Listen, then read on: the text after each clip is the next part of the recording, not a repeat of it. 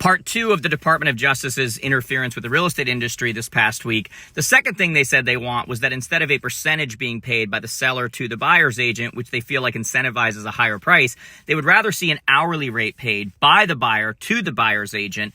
And, on face value, look at that and go, oh, that sounds great, but there's a lot of unintended consequences. Number one, that hourly rate is already available. It's already something that's available. It's just not used widely, and there's a lot of reasons for that.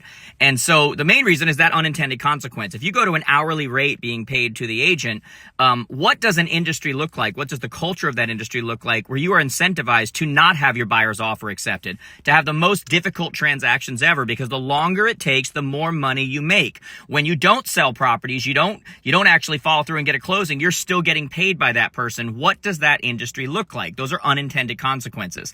And so it's getting wild out there, guys. And like I say all the time, who you work with matters. You better have a pro because it's getting wild out there.